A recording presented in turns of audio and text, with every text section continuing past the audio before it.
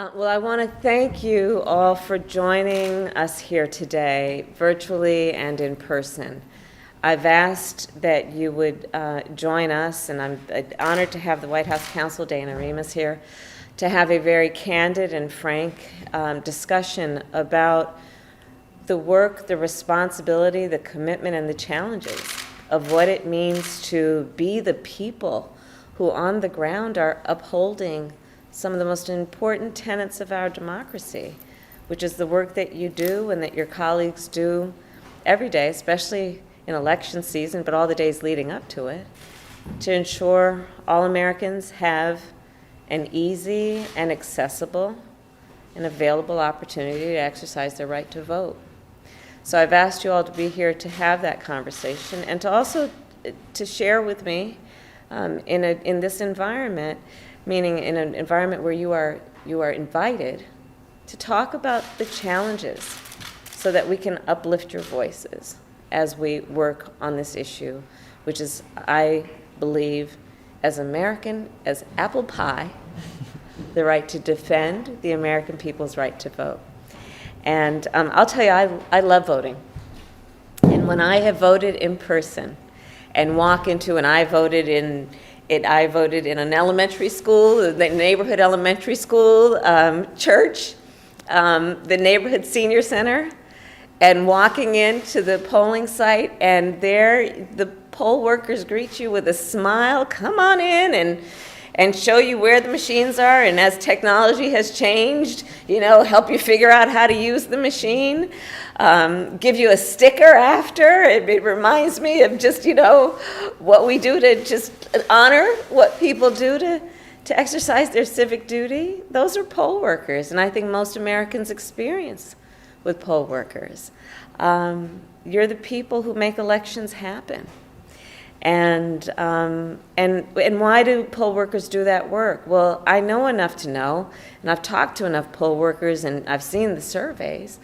There are pretty much three basic reasons that poll workers do their work. Because they want to ensure that our elections process goes as it should. Poll workers do their work because they want to serve their community, and because they enjoy being active in their community. And poll workers come in every stripe. They are of every political party, of every age, ethnicity, gender, but believe in the importance of that process to our country. And I strongly believe, therefore, we dare not take the work of poll workers for granted. And I think we do. But the work of poll workers, unencumbered, without intimidation, without threats, should be a commitment that we all have, not only to them who serve, but to our democracy.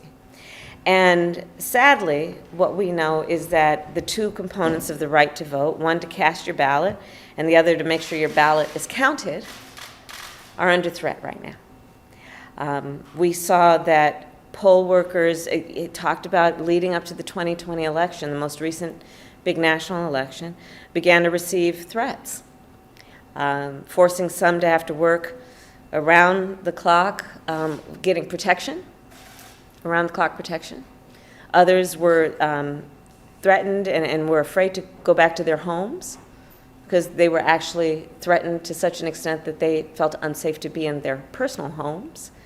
And many of these threats came from folks who were, as we turned out, unhappy with the outcome of the election.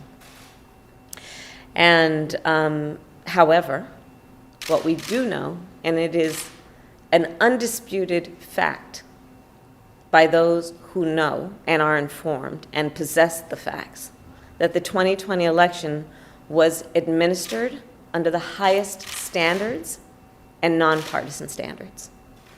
So what we want to do today is have a discussion about how we can ensure as we go forward that the American people have a fair, a transparent, accessible opportunity to exercise their voice through their vote. And as it relates to the work of our administration, we are very proud that we are really treating this as one of our highest levels of priority. anything from what the DOJ is doing over there around a task force to protect election officials and poll workers. 4 months ago, our administration and the president issued orders that include the order to increase voter access, including encouraging people to become nonpartisan poll workers. And we are working to stop anti-voter legislation in the various states. We are forcefully working to pass the For the People Act and the John Lewis Voting Rights Act, and working to help ensure that all Americans know what they get when they vote, to further encourage them to vote knowing that it will make a difference in their lives.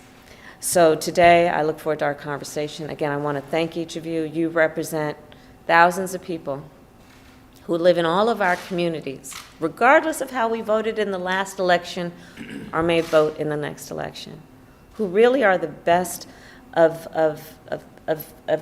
civic participants and patriots. So thank you all for your work, and I look forward to our conversation. Thank you. Any reaction to we will head out this way. Thank you. Any reaction to House Speaker Pelosi's decision to reject Banks and Representative Jordan from the January 6th Commission? I mean, listen, I absolutely respect Speaker Pelosi and her ability to lead, and there is and support that.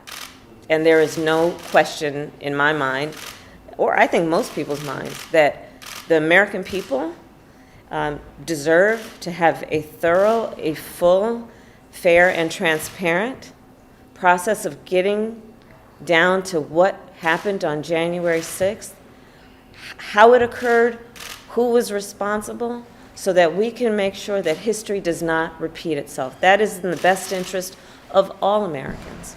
Thank you so much. You're welcome.